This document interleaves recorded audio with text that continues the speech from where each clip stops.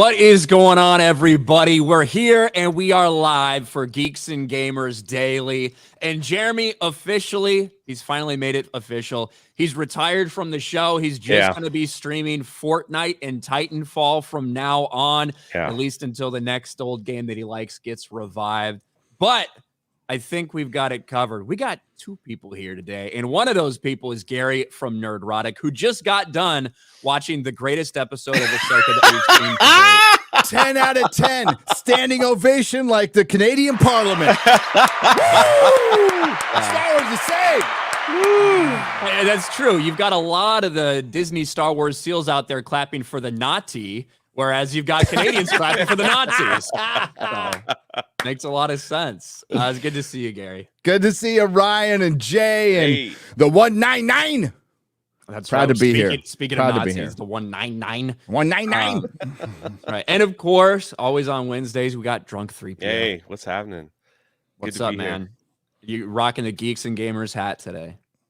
I usually wear it on the show. There you go. Whatever. Thank you for that insight. That's yeah, normally. You're definitely missed on Tuesday night's main event, Ryan. Definitely. And so it's good to stream with you at least sometime. That's you act like I've been gone for fucking 8 years or something. I'm not Ezra Bridger, all right?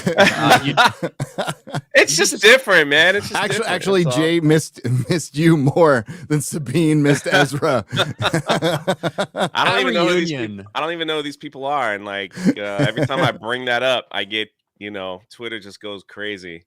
So they found their target. The last lady where I just said, well, who is Ezra and why should I care? This journalist was like, can someone take this man and please throw him in a volcano so we could all sleep easier or something like that on Twitter, and then went on and on and on. And then she goes, I just found out this man is part of Geeks and Gamers. I'll do better research next time and not engage with those incels over there. I was like, wow, she just really got upset. So you should probably watch Rebels, Jay. Yeah, she probably did. I've seen all the Rebels. I'm not a big fan at all. I didn't like it. I think there's some interesting parts to it. I think a lot of the stuff they did, I hate the animation style, but I do think they did some cool things with the ships, and especially when you start to see the Imperial fleet in that style animation, you see a lot of different Star Wars vehicles. There's some positives in it from that. There's a couple episodes here and there that are decent and I think well done. Overall, I think Rebels is a step down from Clone Wars, which I didn't really like to begin with anyway. But yeah, this Ahsoka is Rebels season 5. And for anybody that doesn't know or have any idea about what Rebels is, you're going to be really lost as why you should give a fuck about these characters. Yeah, like me. And I didn't watch the cartoon. Sorry. And I think the most recent episode, obviously there's been some rough ones and a lot of the series has been rough, but I think it's undeniable. Episode 5 had a lot of positivity surrounding it with people loving the fact that Hayden came back. This episode, I feel like, is getting a little more pushback than any of the ones we've seen so far. It's the penultimate episode, the second to last episode in the first season of Ahsoka. And God, it was really dumb. And it was like a 35-minute chase scene. That didn't make any sense. They love putting chase scenes in these series, man. Remember Book of Boba Fett? They had the Power Rangers, on the little Vespas in that 30-minute chase scene. They just love doing that kind of stuff. And in typical Star Wars series fashion, they hype people up and then they let the air out of the room. So C-3PO, a spoiler, C-3PO made an appearance. Oh, yeah. That's true. That's true. Hey, Anthony Daniels getting that bag, man. Anytime they could bring Anthony Daniels back, he says, "I thank the maker." He'll do it right away. I met Anthony Daniels. He's a special one. You know what I think is bullshit is that we get. I at least assume this Admiral Akbar, like it had to be him sitting there. He had the Admiral's insignia. He had his outfit. Yeah, that's you know what they say, all Mon Calamari look alike. But I think I'm pretty sure that's Akbar. Yeah, and he doesn't say a fucking thing. He's waiting to say it's a trap. He just sits there and looks dumbfounded as this one senator who's just ruining everything. Just continues to do toxic male. Senator Toxic Male. Hey, I have a very scientific graph of the interest of every Disney, Star Wars, and basically Disney Plus show that I just made myself. This is basically it. If you can see it. There it is. That's what happens by the penultimate episode. Every single time with a Disney Plus show, it's like, you're haters. Oh, look at those look at those little member berries. Oh my God. Oh, this show sucks. Like people finally start figuring out and they can't defend it. We'll get into it, but there's a fight where Ezra does not use his lightsaber, right? And all I could think about was Zorro in episode 1 of One Piece when he's fighting 6 guys off in a bar with his sword hilt. Yeah, and awesome. How much better that scene was, and how that should have been it, but. We'll get to it, but there's a chance for Ezra to really shine in this, and quite frankly, they dropped the ball. They dropped the ball, dude. Yeah, yeah. So obviously we got the terrible reunion of Sabine and Ezra last episode. That was just the most anti. It's not like there are a lot of things. There's a lot of buildup in the show to begin with, but that was about as anticlimactic as you could imagine. Sabine goes to a different galaxy, and after an hour of stumbling through the wilderness, happens upon these creatures that live with Ezra.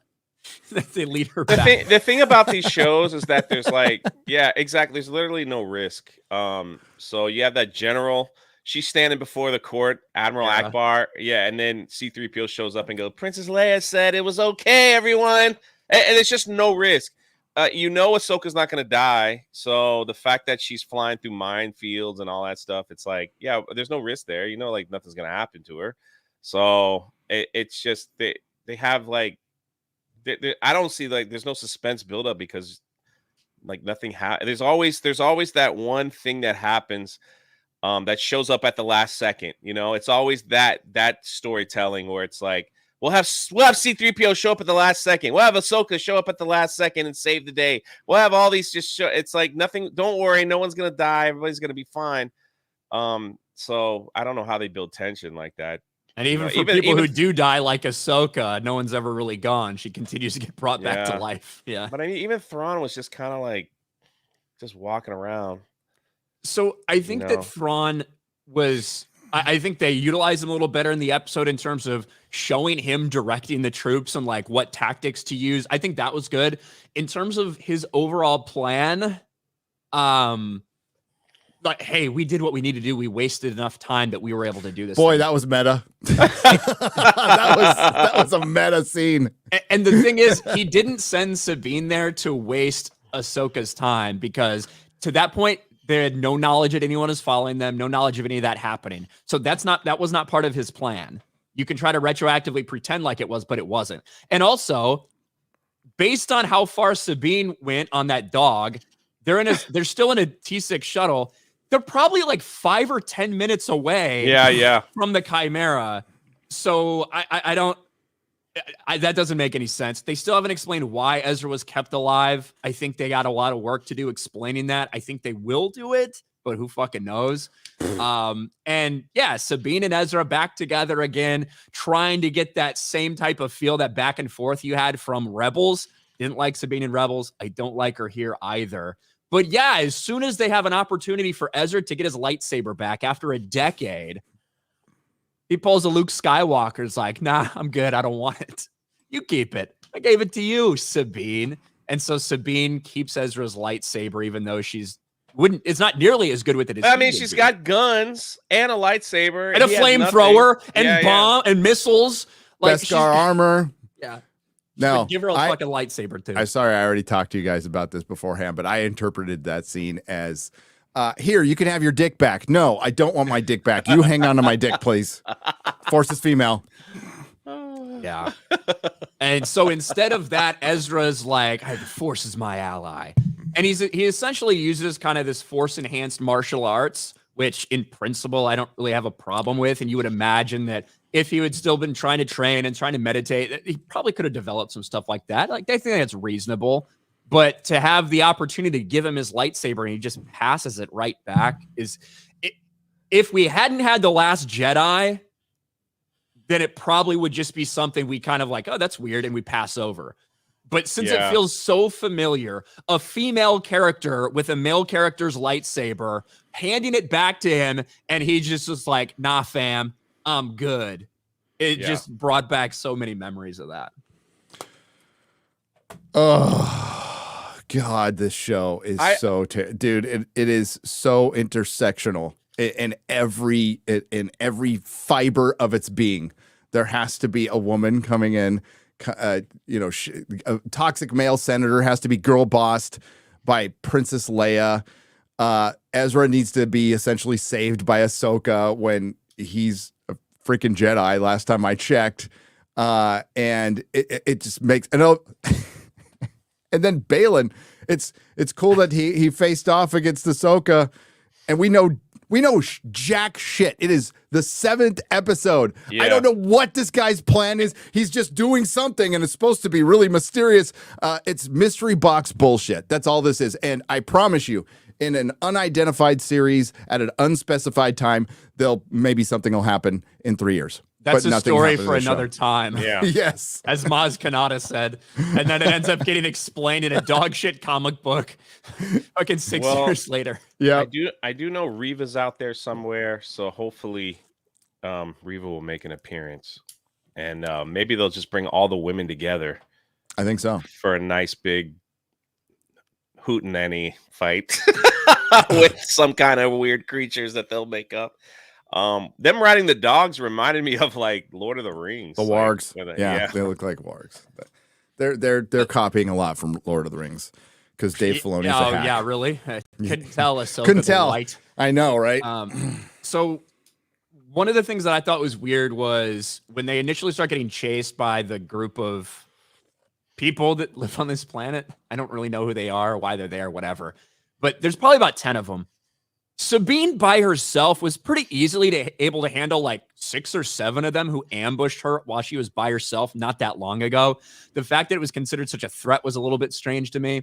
Obviously, they didn't know Shin was leading them until later, but I don't think it should have been such a, oh my God, what are we going to do with these people? And then obviously the stormtroopers get sent there. I thought we were going to get revealed that the stormtroopers were all zombies. We're all like kind of like Marak, like the gas full of people. gas, like Night Sister magic. That didn't happen. They just kind of died. So are they real? Are they not? I guess maybe we'll find out. Certainly something seems strange and off about them. But overall, I feel like the episode's getting a lot of pushback because it felt clunky and weird. And like it was just a really long chase sequence as your penultimate episode. And didn't really do anything other than, hey, Ahsoka's finally there with them now. And like the one thing that pissed me the fuck off, every like ship chase sequence in this, how many laser blasts can one ship take? Right? They were behind. They had 3 fighters trailing Ahsoka's ship for like 15 minutes. And then Ahsoka gets out and Hu Yang's piloting. She just have a droid piloting. So it would be one thing if you're like, well, her Jedi instincts let her avoid all of these laser blasts. Then Hu Yang flies, and he just flies around lazily for like another 10 or 15 minutes with the same 3 fighters on his ass, just constantly shooting, and nothing is wrong, nothing happens, and they just eventually go away as they get recalled by Thrawn. Why didn't you just take those 3 fighters and, I don't know, strafe the area and kill Ahsoka, Sabine, and Ezra? Like, it's so fucking stupid how they're not utilizing what they have. And when they do try to, it has no impact on anything if it doesn't need to at that moment. Anakin was in this episode again, so there's that. Apparently, he recorded lots of videos for Ahsoka. Yeah, training videos. 20 of them. Training videos. So they can have not unlimited, they got 20, but they've got a lot of material you can just pop in and get Hayden Christensen member berries from now on. Yeah. You can, between the spaces of dialogue, you can mow your lawn, go to the bathroom, do your taxes, and come back before somebody says something. It was so bad on that scene with Ezra and Sabine. She's trying to be coy and not tell him, like, they might not go home. Like, we got that. We got that last episode, by the way. Crystal clear. But just in case we missed it, they wanted to do it again. But the dumb part about that conversation is she kept bringing up stuff she didn't want to talk about later, like Ahsoka. She's like, well, Ahsoka, oh, we can't talk about that either. So we're just not going to say anything. Like nothing happened in that scene. And then and the Ezra would have pressed her more. Like there's no way Ezra would have pressed her more at this point. My favorite line that Sabine had, though, was when they were doing the Cliff Notes version of what happened in the galaxy. Ezra's like, okay, so the Empire was defeated. Yes. And the Emperor was killed. That's what people say. That's what I know. Oh, I loved it, dude. It made me fucking clap because again, there's still some people, even in my comment section, that are like, I don't think this is necessarily leading to the sequel trilogy. Holy fuck. How much more clear. The entire overarching plot of Mandalorian is about cloning and cloning force sensitives.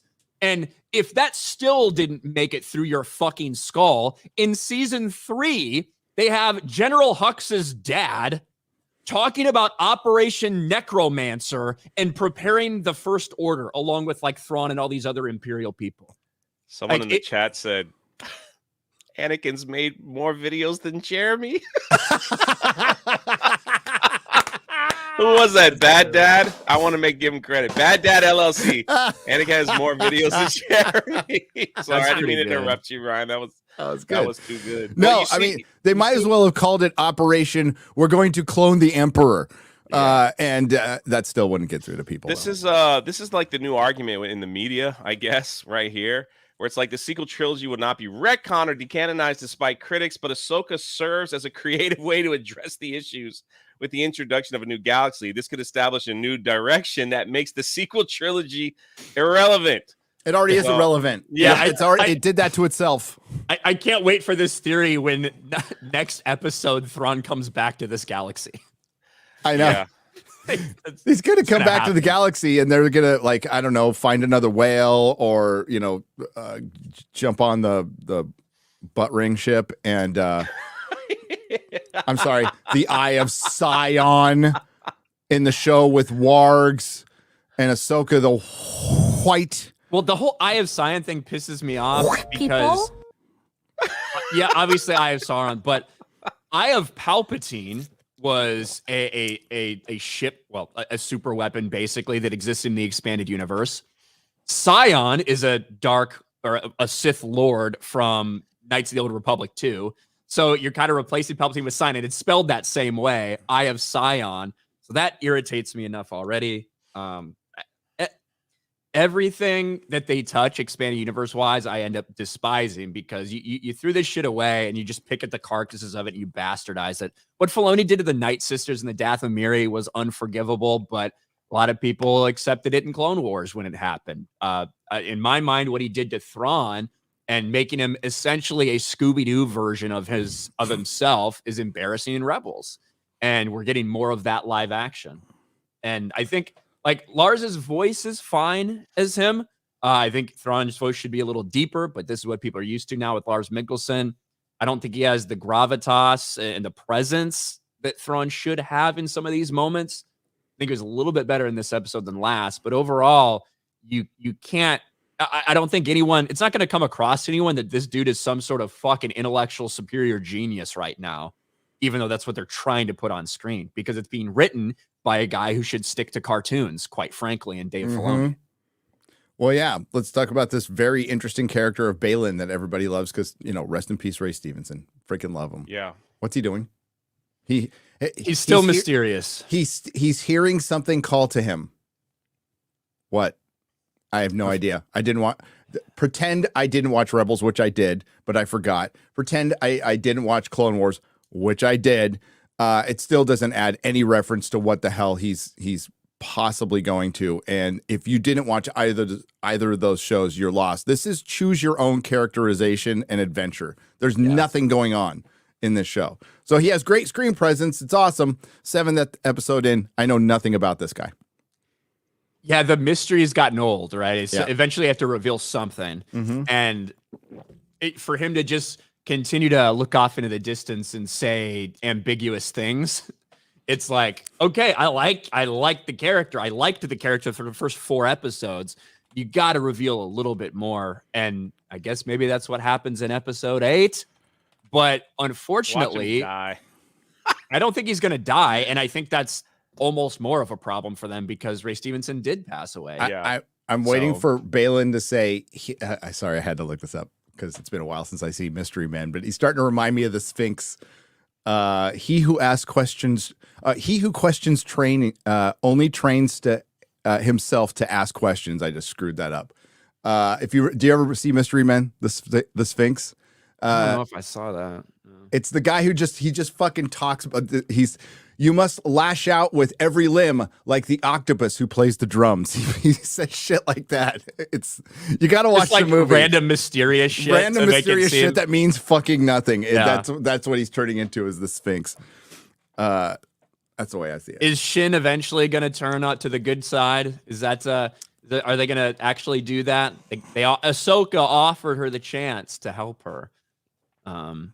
I don't know. She's also mad at her mask. She's like, "I'm gonna do this by myself. You're not gonna help me, Balin." Well, that is kind of fucked up for him to do. Just to be like, go down there and kill him. He's like, I'm going by myself. I must take my own path. Yes. And just like wander off. I have Luke, Leia, and C-3PO on my wrist. Apparently, that's just an Easter egg from the VFX for people that were like, he's got a fucking hit list. Oh my god! It's like, if it was a hit list, it wouldn't say Chewie. Yeah. Like, if it was some sort of official list, it wouldn't say Chewie on there. It would say Chewbacca. Yeah. But it's just a fucking Easter egg from the art department. Yeah. Or the VFX. That's all that shit is. And as fans of Star Wars, not of Disney Star Wars, but as fans of Star Wars, we now look way more into shit to find some hidden meaning, because I heard somebody say this, we give these people way too much credit. Yep. Like, we give Dave Filoni way too much credit to think of all these different things, when in reality, the most simple and retarded explanation is probably that was Jar Jar's entire shtick, and it worked. Yeah.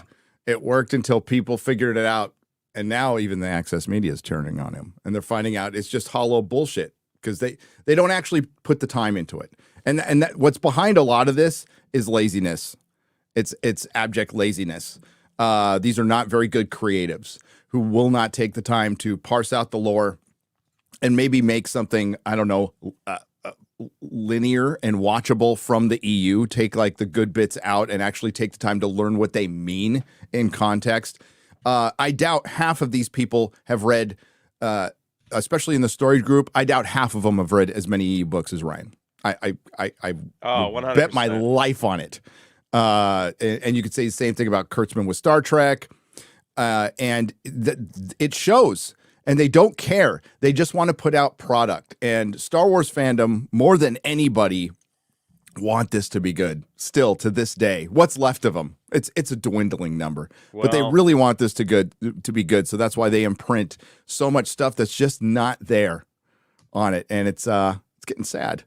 It is a sad week because, if you guys don't know, we are saying goodbye to the Galactic Starcruiser as it shuts its doors forever in a few days. F's in the chat. No. Does that mean they'll actually be able to put like these characters at Disney World now, that they won't have to maintain the timeline? Yes. Yeah, we might actually get a Star Wars character in their Star Wars land at a theme park. What? So that's giving the 50-year-olds what they want. In Galaxy's Edge, they don't have any Star Wars characters because they want the people that spent the $6,000 at the Starcruiser to have immersion. So when they take them to Batu, there's no one really there. Well, so, there's no like there's Rey and Chewie, but it's only Rey, from the era in the sequels where it's set. Yeah. So when they bring people from the Starcruiser over, Rey and Chewie are not allowed to be in the park. So because they're supposed to be out on a mission. Oh. So like the actors are told, like, don't walk around the park while the time period between the Starcruiser guests are there.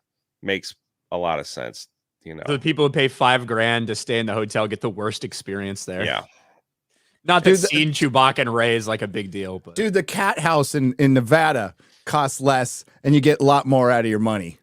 Oh, that's the hooker place. It is just like it's called so a brothel. Stupid. Like, you know, that the best thing that Disney Star Wars had going for them was Baby Yoda, and you would think that they would have like maybe put that in the park, for people to come and see, but yeah, it would be so much better if it was not a timeline experience. Yeah, just cool exactly. Star Wars shit. We've talked about this a million times. It would be Yeah. so easy to make a Star Wars land with just a couple unique places. I mean, fuck, they use Tatooine so goddamn much in these Disney Plus series. You'd think they could at least put a little Tatooine set somewhere in the Star Wars land. And have a couple characters. Have Darth Vader. Have Luke Skywalker. Yeah. And even and have some of the new ones Anakin too. and all. Yeah, just throw them all in there. Yeah. They're gonna use Anakin. They're gonna use all these recordings of Anakin. So you may as well put him there now too. Holograms of Anakin just appear randomly. I just find it. I Force Ghost or not. I just find it funny, like covering this thing for the whole year, how they wanted that Starcruiser to be so special that they changed the lore of like Han and Leia. Han and Leia's new, they went on their honeymoon on the Starcruiser. Anakin and Padme probably conceived Luke and Leia on the Starcruiser. They were supposed to they added the Starcruiser to the High Republic series. They tried to make it so relevant, and then it's just like nobody cared. Not even the people going. It's like they're just like, yeah, it's fun. I got to push rocks over.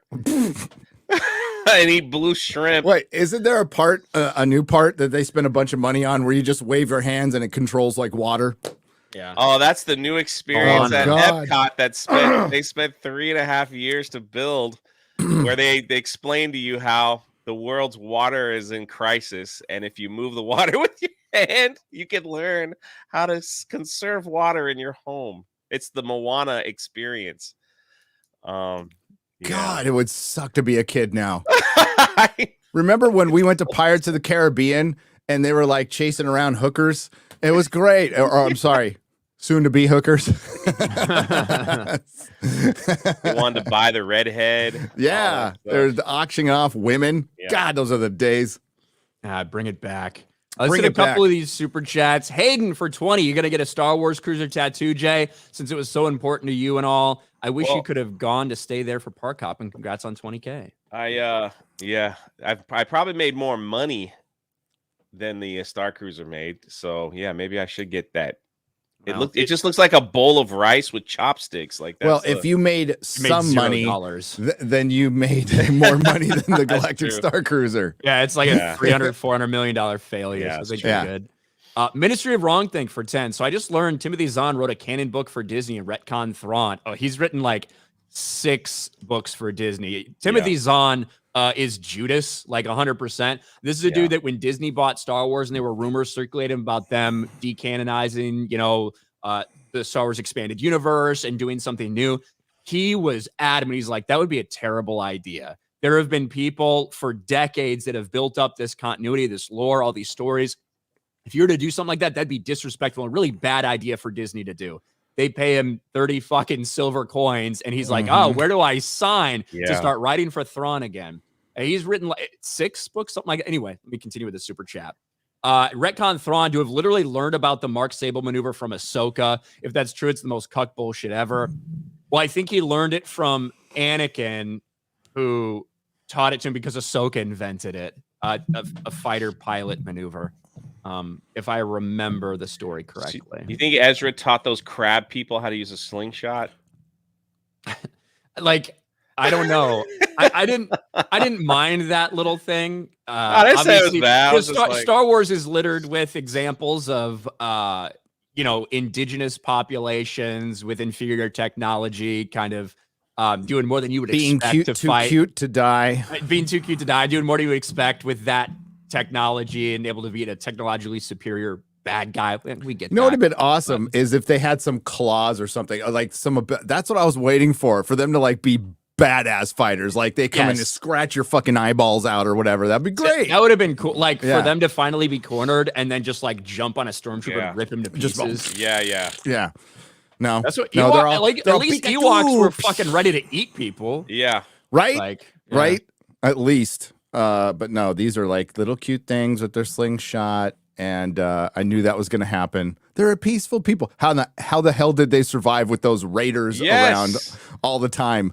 You think after, I don't know, hundreds of years, the raiders would have figured out like how to identify their rocks and just kill them? Whatever those other not sand people, not indigenous, not Asian, vaguely Asian things were that by the way, Balin was able to just strike up a deal with, and they were willing to die for him for no like, wow, okay. Man, he's very convincing off screen. He very is. Yes. Not on screen, but not on screen. Off screen. Off screen, man. Wordsmith. That's right.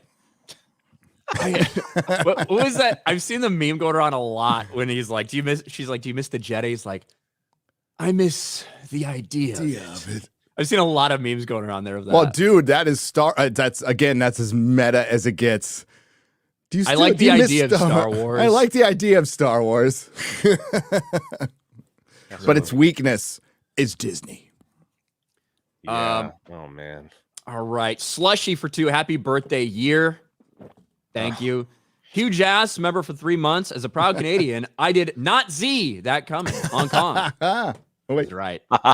Sophie for 7 months. Gary, did you see the Millhawk theme video I sent on Instagram? Loving that you liked Opla so much. Ryan, watch Jujutsu Kaisen, Full Metal Alchemist. Hail. I am a Opla fanboy, fangirl, whatever you want to call me. I don't care. I love the Opla. I haven't seen. I'll see it. My wife gets the Instagram stuff before I do. I'll make sure she shows it to me.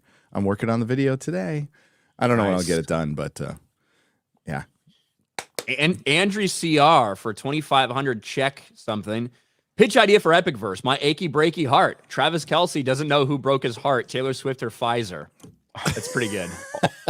That's pretty good. Jay's saggy orangutan titties. Hail Gary. So Jay, you don't like sand, huh? No, I don't mind. I don't mind sand. Island Girl for 4 months. I don't know where you're going with that. Steph, happy birthday week. Ahsoka Cope is real today. Thank you, Island Girl. Japanese Demon Lord of Beer Lucifer for 2. Firing Jeremy and upgrading to Gary. I'm in. Here you go. Hercules, member for 5 months. OMG, Drunk 3PO and Gary on the same live stream. Oh, hi, Ryan. Are you guys ready for the Spider-Man 2 game for the PS5? Hail to 199 in the Fellowship. Yeah, we're on the same show. A little too much miles in that one, but yeah. Jay's Milkshake brought me to the yard for $1. Thank you. Eli Saul, member for 5 months. Nerdrotic. Everyone in chat refers to Star Wars as wars. Disney just put out wars, or just put wars out of misery like Old Yeller in the end. Thank you, Eli. Ethan Flash, member for 5 months. Happy birthday, Jay.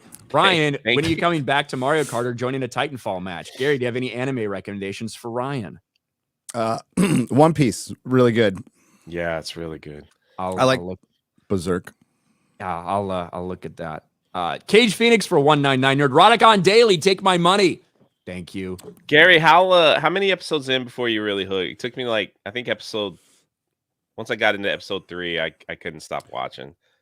First One Piece, the live action. Yeah, I was really interested into episode 3, but when Sanji, that was my hook. Like, so it went from like, oh, I'm really liking this to I freaking love this. Yeah, and it depended on how it ended, and it ended so strong. But yeah, Sanji, his origin story is it's really good. Wow, it's good stuff. Cool. Ryan, there's a guy that eats his own leg to survive. I think you'd like this show. Yeah, it's pretty fucking pretty hardcore. And as horrifying as that is, and it should be, it ends up being like the most emotionally satisfying scene. It's crazy. You're like, oh it's my like, God. Good writing will do it, man. Yep. So we do have to talk. Obviously, we had the tentative agreement struck between Hollywood and the writers. It is now official. I think at 12:01 a.m. this morning, the writers are officially done with their strike. And they're kind of putting out finally the summary of what the writers got in all of this. It seems like most things, it was a compromise. However, when you look at some of the numbers that these fucking writers are going to be guaranteed now for some of the work, these people that want you to think that they're struggling, that they're not getting wages, fair wages, like $11,000 per week for something that's like a 9-week gig. Like $100,000 guarantees to be on a show at this point. It's insane. They made some concessions on AI, basically that we're going to use it, but we're going to be the only ones that you can use it. The studio can't just come in and use AI. We're the ones that are going to take those shortcuts, things like that. I don't know how much of a chance you've got to look over this, Gary, if you think the writers got a good deal or not.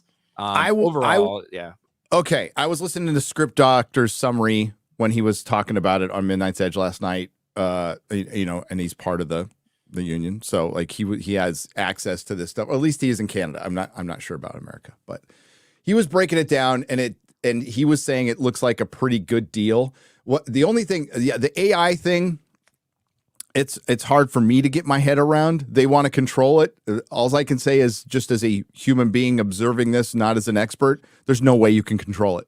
There's no way. So you've got technology coming in that you cannot control that will replace people. It's going to replace people. And ultimately, I mean, just to bottom line this, the only thing I'm interested in is transparency. That's what I want.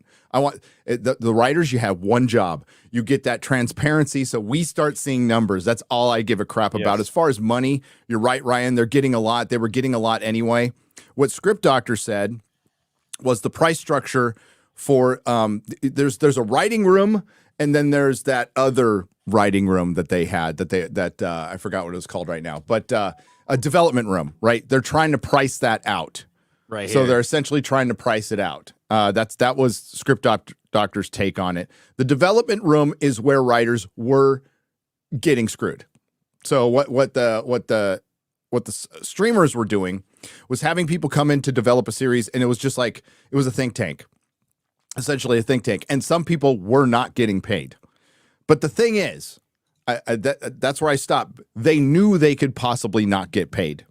They weren't in there going, oh, you're going to be guaranteed something. No, they knew they weren't. That wasn't a guarantee. They just assumed they would be covered. Don't ever, ever, ever assume that. And this is what happens when you have a larger organization negotiating for you, and you just don't think about stuff and you don't read contracts. Because, you know, a lot of creative types don't read their contracts at all. Like, don't even take a look at them. Don't even take a glance at them. I'm the kind of moron, like when I buy a house, I read every freaking word of that. And it's boring. It's horrible. It's the worst read you'll ever have. But read every word of a contract you're getting into, especially if you're paying lots of interest. They need to do that with their deals, and they don't. So Script Doctor's take is they're trying to price out the development room where people were getting screwed, but they also, adults need to like take responsibility for themselves and know what they're getting into. The money, basically, Ryan, you know this because you heard it from the same person I did. This is essentially the same deal they were offered months ago. 3 months ago. 3 months ago. Like, very little has changed. So they just there's a bunch of businesses in Hollywood that will never come back now. There are some below the line people, working people who are done. And by the way, fewer shows are going to be produced to the tune of half. So who won? Who won? The producers. The producers won. They won the and they are getting out of some of the shit they didn't want to do before. You know what I mean? They're going to be able to cancel some of these things because, delays due to the strike. I guess, it doesn't make any sense to move forward with this project anymore or with this person anymore. Unfortunately, though, there's still so many problems in Hollywood. You're now going to be paying these writers more for the shows that you do have. You're going to be paying out more to these writers to produce dog shit content. Now you have more trouble because of the attention that these strikes have gotten. The VFX, all the VFX workers are starting to unionize. That's going to be a big problem. Big problem. Because we have seen them. The way it worked before was bids, right? Bids from these VFX studios. And just like anything, hey, who can do it for the cheapest? And you keep going lower, lower, lower. All right, now you're getting shoved all this work. You get all this last minute stuff. A lot of shoddy work being done because they didn't have enough time, but they really weren't getting paid a lot either. That's all going to change now if VFX places unionize. It's going to be completely different. And not only is it going to take longer to do things, it's going to cost a fuck ton more for the studios. Combine that with all the struggles they have box office, streaming wise, everything else. Still a nightmare. Go ahead, Jay. No, so is this going to be, are we going to see like more rise of independent studios and things like that? But and just people we've never heard of before because they don't want to deal with like all this unionized stuff and paying all this extra money just to produce a show will we see like other like young studios that we've never heard of before just start making content and maybe putting it out on like streaming service, like on a YouTube or wherever, you know, just to make shows that people might watch? Or because is this going to be like an issue where it's like, well, if we're going to put a show together, now we got to pay twice as much. Now we've got this union to deal with. Now we have this. It's just like, it just sounds like it's going to be more of a headache to make a television show than you're it going would to get be. a lot more reality shows. Like that will happen because people still watch them. So and those are very easy to produce. That's why Amazon flipped on Jeremy Clarkson, and Clarkson's Farm is all of a sudden not canceled anymore, and they're talking about more seasons because it's their most watched show and it's their cheapest, probably one of their cheapest, especially compared to Rings of Power. I think yes, it's gonna. So if the VFX people in Hollywood do unionize, they'll just start outsourcing again. They'll start outsourcing, and they can't. You can't stop that. And then, of course, AI is going to come in, which will put most of them out of work soon. Like within the next 5 years, most digital artists will be out of work. You'll still need some, but AI. I was talking to my son about this. The animated series has been killed by anime here in America. What will help America, because it got too expensive, it got priced out, right? But animation will now you'll be able to use AI, and you can bring back old cartoons. You can make new ones that will be more sophisticated. We can get away from this Cal Arts crap. When the reason Cal Arts crap came in is because it's easy to animate. It's much easier to animate than something more sophisticated. So AI is gonna change everything, and it's gonna kill visual effects artist jobs. But sure. I think like for like actors and stuff like that too, if they get locked into these unions and stuff, and they're unable to work in other, like they'll be locked in, correct? Or am I just totally missing this? You can. It depends. It depends. Okay, on the you contract. cannot be part of the union, but you got to have lots of juice. Like George Lucas isn't part of the Directors Guild. Okay, so you can choose to do that, and eventually, yes, I think it'll decentralize thing. This should have decentralized Hollywood already. Like this big streaming boom should have completely decentralized Hollywood. There should have been a bunch of little artisanal studios popping up, making stuff for the streamers. And what happened was giant corporations came in and bottlenecked everything. And with DEI, also with corporate politics, and just basically wanting to control information. Amazon, Ryan, you pointed out, Amazon is putting this ad tier, and this is what this is. Everybody's going to do this, and you called this, and all of us saw this coming, dude. Everybody's going to get ads, and there's going to be eventually you're not going to be able to opt out. Like within 5 years, you're not going to be able. There's not going to be a higher price. It's just going to be, oh, by the way, there's ads. That's what Amazon's doing right now. Amazon Prime is adding ads to it. Not like, hey, here's a lower tier that you might get ads with. No, just everybody that has it right now, you're going to get ads. There is a premium upgrade option you can do, but they know, because they've seen it happen with Netflix and Disney Plus. If you give people an option to pay less for it, they're not going to change they're just going to keep what they have. And that's what they're trying to do with this and get more marketing money in it. Yep. One thing I thought was interesting in the agreement, we're all wondering about streaming numbers. The studios are going to provide streaming numbers to the writers, but under a confidentiality agreement. So it's not going to be open for everybody, but I do think it will make things leak out more. Oh, things will leak. 100%. Especially if you upset people. I just say this, and I know like I won't be long, but it was really weird to see some of the talent at this year's con. There was a lot of things that they were not allowed to talk about or say because of the strikes. And they actually anything coming up, right. And they actually took some of them were asking for scissors, because behind each like star they had like photos of the movies that they were in, and they were cutting all that stuff out to just leave either their name or just like a promo photo of themselves, not the characters that they were playing. What a shit show. They were like really mad. They were just like, give me some one person. I'll say collectivism, dude. It was just like, I need some scissors now. I will not go out and sign autographs until you fix this sign. And you're just like, dear God, man, I don't think anybody here cares. Oh, you got to tell me who that was. Picture of your character. What's that? Those are the rules. You can't go on a podcast and talk about it. Like you can't do anything to promote any of your upcoming shit. Like that's the fucking rule. Collectivism is a disease. It's a freaking disease that ruins art. It ruins everything. Art is truly about individuality and merit. And it's not something everybody can do. And it's not something you can legislate or turn into a product. You have to have genuine talent to make something good. It's a miracle, even back in the good old days when we got a good movie out of Hollywood. But at least we had like one coked up producer just throwing money at a creative. Those days are long gone. God, I miss those days too. Bring Coke back to Hollywood. Coke, not woke. Yeah, not Coke, not fentanyl. A. Marcellus for 10. Recommendation for Gary. If you want proper non-Filoni Clone Wars, read the Dark Horse Clone Wars comics. Those were darker and lined up with the original 2003 series. I did, and they were really good. I read the Clone Wars timeline. Like, they had it down like week by week through the Clone Wars in terms of everything that happened, where all these battles were. It's such a tight timeline. And then 2008 Clone Wars fucked everything up, destroyed everything. Tartakovsky's and like the Dark Horse comics. I read a few of the books, right? Not many, but I read a ton of the Dark Horse comics because they were good. They were legit, like fun to read. And I sold the hell out of them in my store. And honestly, it was the comics and the Tartakovsky thing that made the prequels work for me. Unfortunately, if you have to have a comic series and a cartoon series and then another cartoon series to come out to fix your movies, they were broken in the first place. Just saying, sorry, prequel fans, but that's just the reality of it. But the thing is, at least you could fix that. You can't fix the Disney trilogy. There ain't no fixing this one. Unless you race it.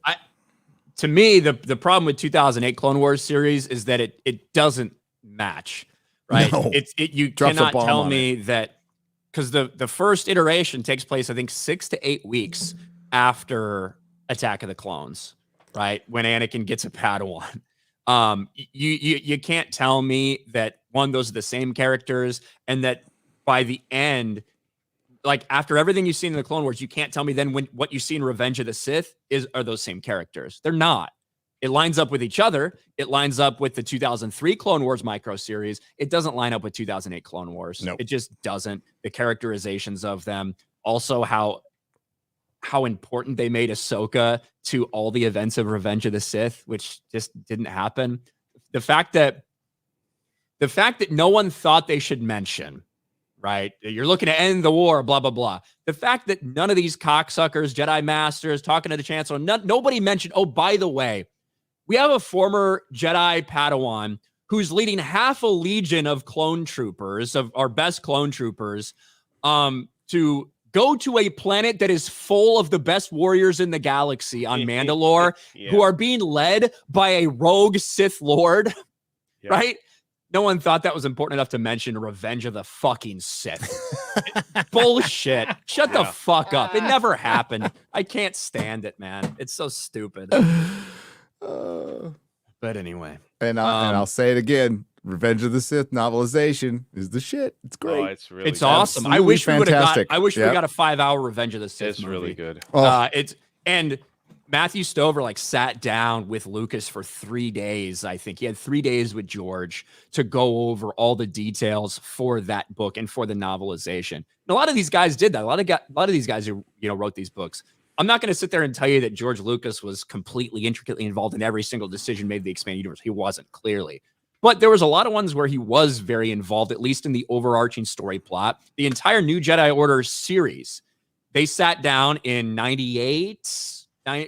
They were working on the prequels, and they were also working on moving over to Del Rey and doing a whole new, really big 19-book series called New Jedi Order.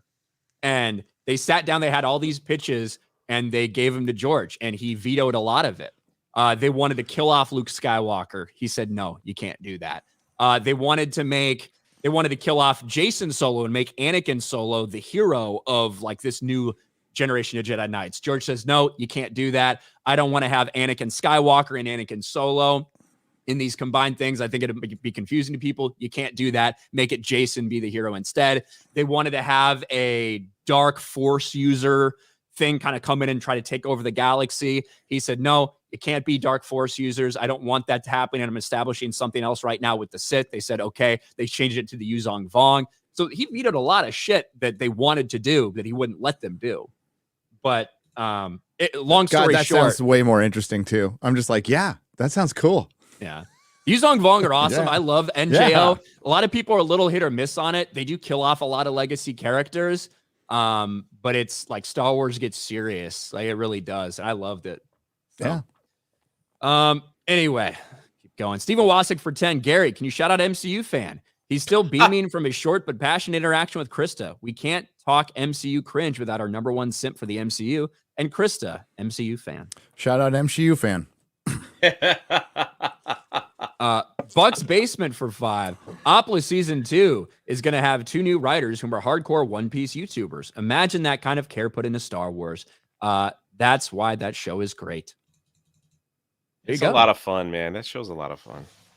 John Ease for 13 months says, "Hail, fellas. Happy hump day. Can't wait for the Marvels to not watch it. Disney's self-destruction feels like true justice's retribution." 199.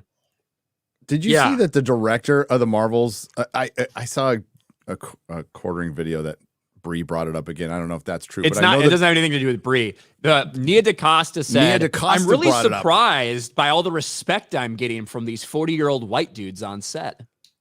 Yeah, I made a video about that. Yeah, you're not getting any respect from the 40-year-old white dudes who are going to buy your tickets, though. It's true. Unite, 40-year-old white dudes. Well, I said what the real racist thing would be assuming that because of someone's gender and their race that they're going to treat you a certain way. Yeah. That's the racist shit. It's you, Nia DaCosta. Yeah, didn't she have to delete a bunch of tweets when she got the job? I don't remember. I remember Leslie Headland.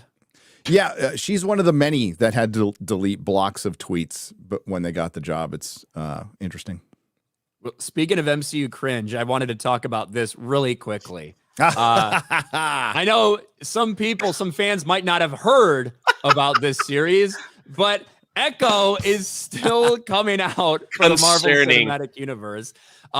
We know why they wanted to do an Echo series, right? They get the trifecta of identity politics. It's a woman who's disabled and also a minority. So, of course, they wanted to do an Echo series. She's double disabled and indigenous. Deaf and doesn't have a leg, right? Hey, and indigenous. But releasing the series in January might give it a leg up. Ooh, maybe not. But we finally got the first indication, the first plot synopsis for this. And of course, it tells you, oh, yes, by the way, this series is going to be all about identity politics. I don't know if you saw this yet, Gary. A new plot synopsis for Echo is surfaced online. Maya Lopez struggles to reconnect with her Native American roots while balancing aspirations tied to a life of crime as a successor to the brutal legacy of Wilson Fisk, a.k.a. Kingpin. Right off the bat, in the first sentence of the synopsis, they're like, oh, by the way, this is going to be a story about her reconnecting with her indigenous She goes roots. back to the reservation? Like, what? I don't fucking know. I don't know how they're going to tell this story. Is it all going to be through sign language? This is a character who's deaf, just in case you missed that. Probably eat like mushrooms or something and have visions. It's peyote. Oh, yeah. Sorry. This is something that nobody wanted. It was so bad that Kevin Feige thought it was unreleasable, and they reshot almost the entire series. The chest. Smoke signals. Hey, how are you? Hey, how are you? Sorry.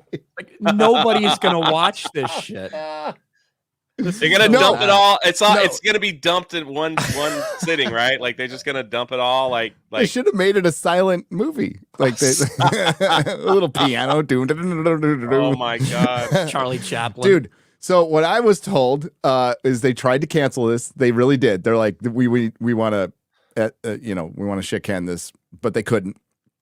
So and then. Yesterday, it was brought. I don't know if this is true or not. I don't know if you heard this, Ryan. That they dropped it lost an episode.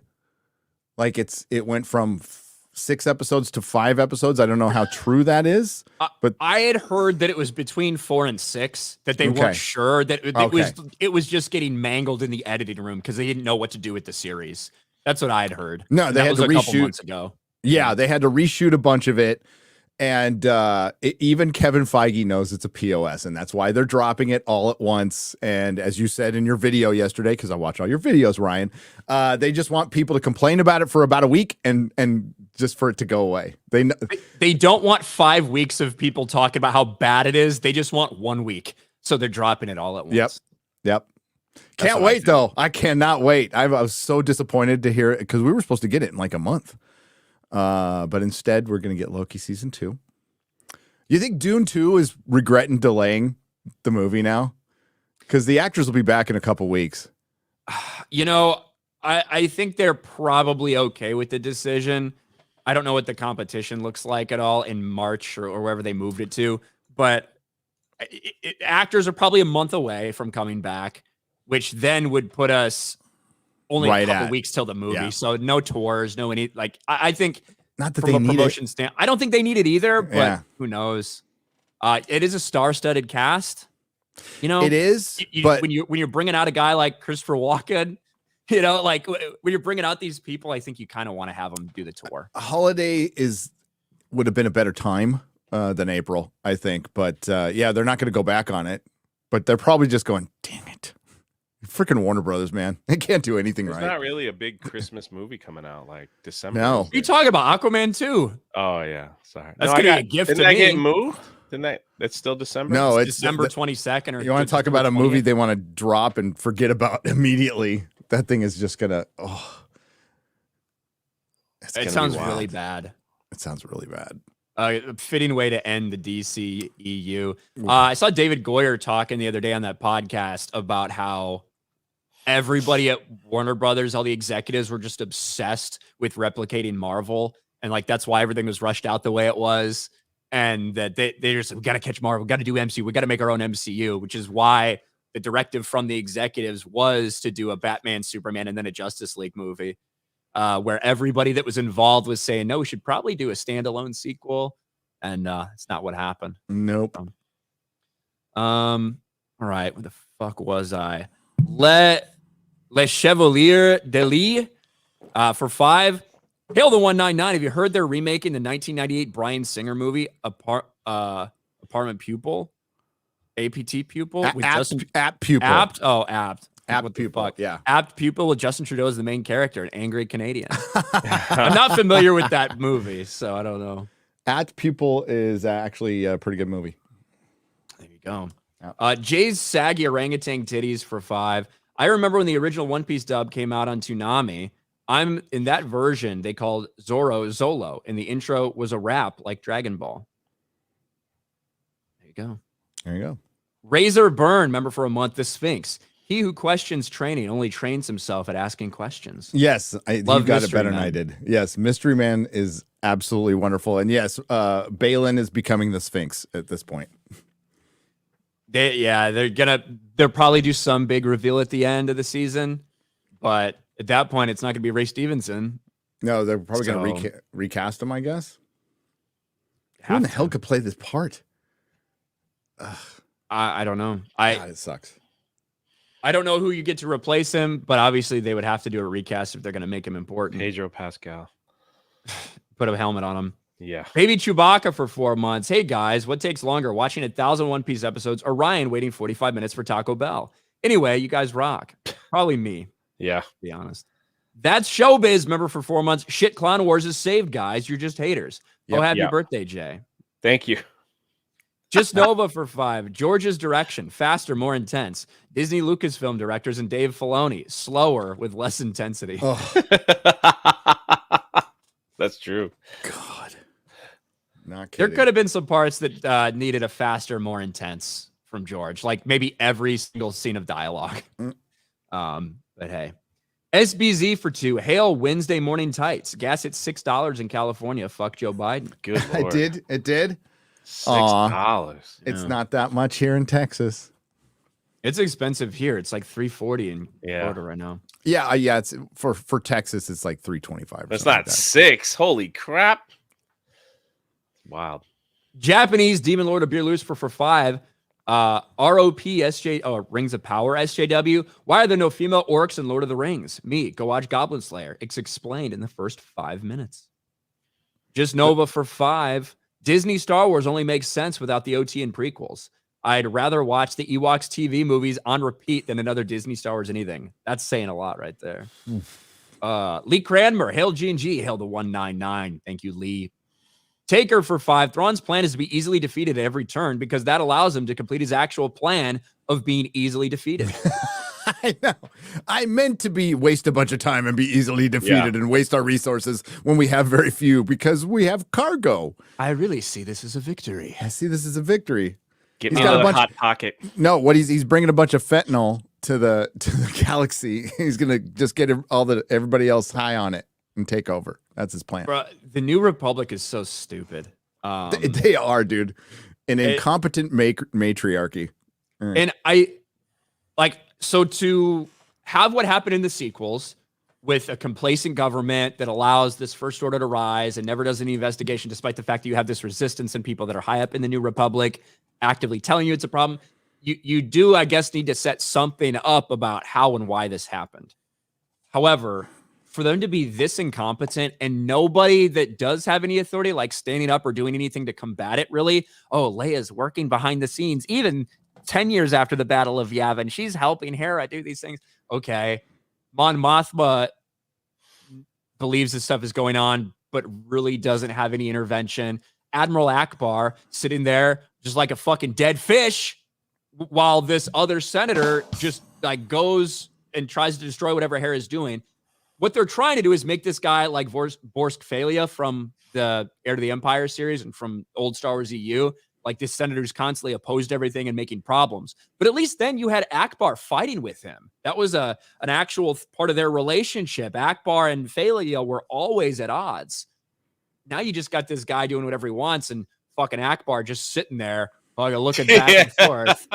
Like that's how you're going to show Admiral Akbar. It wasn't enough that you just killed him off the way that you did in the series and the sequels, but now when you do show him to us, he's just a useless piece of shit. Yeah, with his mouth open. With all this supposed Jedi stuff going on, wouldn't it be a good idea to call a Jedi, the one you know, Luke Skywalker? It's like, hey, Luke, what about Han or Lando or one of them? Like, hey, you battled these guys before. You want to? They're men. We can't have men. But they are a little bit stuck with that level of storytelling because nothing too major can happen technically because of what we have established in the sequels. So, maybe they are just trying to set up this event where the New Republic never even really fully realizes that Thrawn is back. It's just a couple people that have to kind of fight against him and overcome all odds because the New Republic's so stale and stagnant. But I feel like you could do it a little bit better and at least show that there's elements within the New Republic that aren't completely retarded, other than just Leia. Yeah. How many years past Return of the Jedi is this? Past Return of the Jedi, you're looking at probably 5-ish years. So in about 5 years, the people of the New Republic got that arrogant and that in only 5 years, they're like, none of this is true. Nothing like that could ever happen. We blew up the Death Star, man. Come on. Oh, that's wild. Yeah. A. Marcellus for 5. Hypothetically, if the sequels were retcon and Luke, Han, and Leia were recast, do you think that could start to heal the wounds? No. Well, if the sequels were retconned, you mean if they came out and were like, hey, by the way, none of that shit counts anymore and made a public announcement? And they were like, hey, we're going to do a recast and we're going to start from 15 years after Return of the Jedi. Yeah, I think that would start to heal some wounds. That's not happening, all of them. Can't unsee what we saw. Right. With the original actors. With the original actors. You cannot. Same thing's about to happen with Doctor Who, right? So they retcon the entire origin. William Hartnell's no longer the first Doctor. They want you to forget about the last 3 years. They're bringing back David Tennant for a little while. It's kind of, some nostalgia bait, and the series might be good. But you can clearly see there is not as like some people are coming back. Some people are enthusiastic. Hey, I saw the trailer. It wasn't that bad. But you can see that the full fandom is not coming back and will not be coming back. There's some things can be irrevocably broken forever. So, and that's what happened. So yeah, they will eventually do that. They're gonna remake the original trilogy. They're gonna remake the prequels. I can't really say much, but I assume that Ewan McGregor and like little Leia in like 10 years, they'll be the right age for the New Hope. That's what I've said for a long time. Like after George passes, that's where I heard it from. Like, after George passes, I think they will. This is what Disney does. We're sitting through an era where Disney over the last 10 years has produce live action remakes of their own stuff that was popular from before. Why wouldn't they? They think that would be a way to just print money, remake A New Hope, remake the prequels, remake all this shit. And you could have Ewan McGregor play old Obi-Wan in episodes 4, 5, and 6. You could have that be a thing. And some people they think would probably salivate over that. It'll be their opportunity to turn Luke Skywalker trans and black. Who knows what they'll do with this stuff. But that's what I see going forward. Black lives or black votes, member for 6 months. For Mr. Krista face emojis and feet emojis. Thank you. National Bow, member for 3 months. Gary, I'd like to get into reading comics. What are your favorite series? Thanks. Big question. Wow, that is a big question. Spider-Man, Batman, Daredevil. You could start. Sorry. Punisher's pretty damn good. Gary question. But yeah. Jump in wherever you want. There's tons of omnibuses. There's the essentials, which are really cheap that you can get into. Start with that. The quick answer. James Norman, 199. Nooner today, Gary? Yes. There you go. The Real Smile Bit with 10 memberships gifted. Thank you so much. The Real Smile Bit. And then Bush and Ryucat, after becoming a channel member once again, gives 5 memberships. Thank you, Bush and Ryucat. Dean Mia, Nerdrotic. Next time you're in England, visit the city of Milton Keynes. Ahsoka was embarrassing. I will. Milton. Slushy for 2. Sushi / slushy equals slushy. Thanks, Jay. All right. Welcome. What about what about all the shipping of Sabine and Shin? Call it. I mean, this is the audience they've asked for, right? This is part of what this Rebels and kind of even some of Clone Wars fan base, a little bit younger skewing. They're the ones that do all this shipping shit. Like, that's the audience that you've cultivated at this point, the fan cam generation, shit like that. Yeah, of course, every time Sabine and Shin look at each other, they think they're going to fuck. Because Ezra and Sabine have this basically platonic friendship that they're setting up. And to be clear, they never got together in Rebels. Ezra was always interested in Sabine, and Sabine never reciprocated, right? Always pushed back against it. So to assume that they would just all of a sudden be together in this now isn't necessarily just, okay, that had to happen. But you would kind of imagine after having 10 years to dwell on your feelings for this person, still being obsessed with them, that it might manifest in a little bit more than just, hey, buddy, good to see you in another galaxy. But apparently not. Lord Baratheon for 199. Do you guys think the Dave Filoni film will flop? I don't know if it'll even be made at this point. Yeah, exactly. So it's kind of tough to tell. Bush and Ryucat member for a month. Hail G&G. Gary, you think for 1 second, because the writer strike is over, I'm going back to Hollyweird between Bollywood, Japan, and Korea. Who do you like more? Korea and Japan. Both the same. I think they make some pretty good stuff. Yeah, I like the same people. Sophie for 5. I don't know the difference. Found it funny you mentioned Ahsoka and space whales no one cares about. Spoilers for One Piece. You'll cry with a whale that appears. You will cry. Thank you, Sophie. Nagardnall for 5. No MCU fan. Crystal won't send you feet pics. Stop asking. Just Nova for 199. Is it true George said Clone Wars 03 was canon? Well, if anyone tells you that George said something was or wasn't canon, it's probably a lie. I have never, ever heard the words canon escape from the mouth of George Lucas. Ever. Yeah. Now, he's talked a lot about his story and the different pillars of Star Wars based on his story, what Lucasfilm does, and then what fans do, things like that. But in terms of 2003 Clone Wars, it absolutely was in full continuity. It had a purpose. He worked closely with Tartakovsky to make it. Like, there's a reason that they did that, and it's because they were trying to make the link between episode 2 and 3, establish Grievous as a villain, see how Anakin became a knight, all of these things. That was within continuity, 100%. There's clips all over of George talking about that too. Lord Baratheon for 5. I saw Pablo Hidalgo the other day, said that Lucasfilm considered the EU canon, but Lucas didn't, and he only considered the 6 movies in TCW canon. Again, say the same thing that I just said about canon. There was a hierarchy of canon at Lucasfilm that was established because they had to. George's 6 movies. Anything that was a question, George's 6 canons, top tier, that is canon.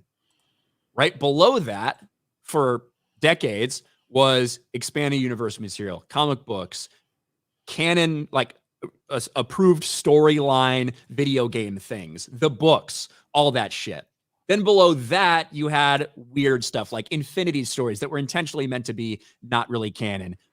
Alternate storylines in video games, like if you decide to do the Dark Side in KOTOR, that would be a lower level of continuity. Then the Clone Wars came out, and that didn't fit in the 6 movies, and it didn't fit in the EU. So that got a separate tier of canon below the movies. That's how Lucasfilm viewed it. George, I think, always viewed the only stuff that was official to him was the stuff that he did. Now, when he made the prequels, he brought in a bunch of EU stuff into canon, whether it was characters or planets or vehicles or things like that. There's also some stuff he decided to not bring in or that he changed from what he had previously announced. For instance, when Timothy Zahn wrote Heir to the Empire in the 90s, they were given instructions about timelines and about, hey, to avoid these things and that things. One of those things was the Clone Wars. The Clone Wars at that point was supposed to have been about 50 years removed from the original trilogy. George decided to shrink that time frame when he started making the prequels. So obviously some things that they reference in there and old cloning cylinders, stuff like that, didn't necessarily make a whole lot of sense once George did the prequels. That's why the hierarchy of canon was established the way it was. Tobias Nexus for 5. Isn't Hawkeye supposed to be deaf in the comics? I recall that's why Deadpool always pulls up his mask while interacting with him. Hawkeye, isn't Hawkeye fucking deaf later on? I think it happens later. I don't know. Or is he fucking blind in Old Man Logan? Gary will come back and he'll set me right on which disability Hawkeye has in the comics. David Cushmore for 5. Is there going to be a Solo 2? Are we going to get episode 10, 11, 12 for Star Wars? I don't think. I think the answer is no for all of those. Rage Grifter for 5. Why haven't you guys mentioned the creator? $85 million budget could teach Disney a lesson. I talked about it the other day. So shut the fuck up. I said I'm going to go see it. I think Gary said he's going to go see it too, actually. Lord Baratheon for 199. Are you guys looking forward to the Boys show Gen V? No, I'm not. No. Grimnack for 5. For 2. Gas above $4 in Montana. You guys should visit. Damn. No thanks. Jeez. Tommy Reviews for 5. Hail 199 and Gary. Just bought the 12 Monkeys show on Blu-ray at Best Buy for $20. Great show in my opinion. Thoughts? Also recently read Star Wars Shatterpoint. Shatterpoint is a weird novel because it's told in first person and it's just about Mace Windu. But it is an interesting story.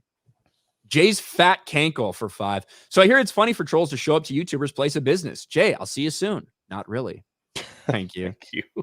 Chris Bolts for 5. I don't think I've seen a company destroy a brand so thoroughly as Disney did with Star Wars. What a travesty. Taker for 5. Last episode of Ahsoka will be called Once More with no feeling at all. Hail Gary. I can't wait for you guys to roast Rings of Power season 2. Yeah, that's going to be a nightmare when that happens. Ryan Bergling for 5. Thank you all for what you do. Drive all day for FedEx and listen all day. Hail 199 and hail the fellowship. Thank you, Ryan. Oh, thank you. Thank you for delivering our shit, too. Yeah. Sophie for 2. Jamie Lee Curtis is lobbying to be on Opla. No, please. Yeah. No.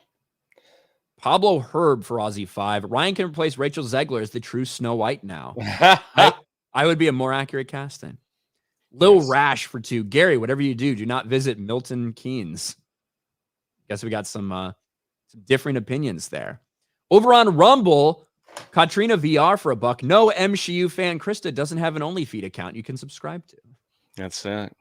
Webster TV for 5. New here. You guys are great. Have you talked about Amazon's Wheel of Time yet? I've read the books 25 times, and Amazon is cheering by and mutilating the source material. Thanks. I never got into Wheel of Time. I never read about it. I've heard the TV show is terrible. I've heard it's a complete bastardization, but honestly, I don't know much about the source material at all, so I can't really comment on it. Volt 95 Survivor. When these studios start talking about rebooting phases or series, does that mean all the studios they made before, all the studios they made before no longer count, restart from zero? You mean movies they made before? It depends what they mean by reboot. We really don't know what the DC reboot looks like, so it's tough to tell. Hi, sorry. Gary, what disability does Hawkeye have later on in the comics? Disability? Yeah, Like, did he go blind or deaf deaf? later? You mean an old man Logan? Yeah. Yeah. Is he Yeah, blind in he's that? like blind in that. That's what I thought. So someone Yeah. asked, isn't Hawkeye deaf? Isn't that why Deadpool lifts up his mask to talk to No, him? Hawkeye does start to have a hearing problem. That's like what I that. thought, Yeah, right. he starts to have a hearing problem, but I think he's like blind in Old Man Logan. And they yeah. did do some of that in Yeah. like in the Hawkeye TV series and everything too with him. Yeah, in the terms of, like, hearing his hearing. thing. Yeah, the hearing thing. Yes. Yeah, that's what I thought. Somebody asked, isn't he deaf? And I'm like, well, I'm pretty sure he has some hearing problems, but I also think he's fucking blind in Old Man Logan. Yeah, and his power is his sight. Okay, like he's got. That's why he's called Hawkeye. So, yeah, but the Hawkeye show was terrible. Yeah, it was not great. I liked it better than some of the other shit they've put out. But Vault 95 Survivor. Gary, do you have a PS4 or access to one? Yes. Well, I have to ask my kids. Vault 95 Survivor for $1. Gary, if you want a truly great war movie, watch My Way, a Korean-made film that starts during the Second Russo-Japanese War and ends in World War II. 10 out of 10. Ooh, Watch with okay. subtitles. There you Absolutely. go. Absolutely. Ministry of Wrong Thing for 10. You guys got to watch Valiant Renegade's latest Star Wars video. They found the actual budgets for the sequels because they filmed in the UK. Disney lost money, and we have proof. Thank you, Ministry of Wrong Thing. Garfield's Bizarre Adventure for 10. I remember making excuses for the MCU when things didn't make sense. For example, why didn't Strange show up in WandaVision? I figured he was captured or in another dimension. Turned out it was neither. Now that these things are so convoluted, we have to make up our own explanations, only to be proven wrong not that long after. Pablo Herb for 2. Do you remember when lightsabers were deadly? I remember. Pepperidge Farm remembers. David Cushmore for 5. Is there any more Guardians of the Galaxy movies? Will they do a Solo 2? They won't do a Solo 2. I don't think there's going to be any more Guardians movies. But who knows, I guess. And They'll be back in Secret Wars. There you go. Peter Quill will return. Yes. So, but that is actually it. We're all wrapped up. I went a little over when I usually go. We just had so much to talk about today. Gary, you got the Nooner coming up today? Is Chris I got the on? Nooner. Chris will be joining. It's our first one in like 2 or 3 weeks because I was gone. So I can't wait to. Oh wait, did I do one last week? God, my memory is. I think you did. I think I did one last week. I'm old man Gary. I'm losing it. So we're gonna be back. We're gonna talk more Ahsoka. It'll probably be a short episode because I got to work on my Opla review, which has been a joy. It actually makes the job so fun when you. My job's always fun, but like when you're reviewing something good and just don't give a shit what people think, it's really great. I think a lot of people like this show, though. I think a lot of people like this show. I mean, it got a decent reception for what I saw from fans of the anime and everything, and from normies. Jay, what do you got going on? Got my Ahsoka live stream coming up at 7, and that's it. Very That'll sad. be great. Thank you, Jay. It's rough, man. Thanks My for chat your is service. filled with like if you want to see some entertainment, my chat is filled with Disney fans, man, and they just don't stop. It's crazy. Yeah, why aren't they watching the show though? So, I mean, they need to be exactly. watching the show instead of your chat and actually give it some numbers. crazy. Yeah, Haven't seen this much heat since the Last Jedi days, man. That's what's crazy.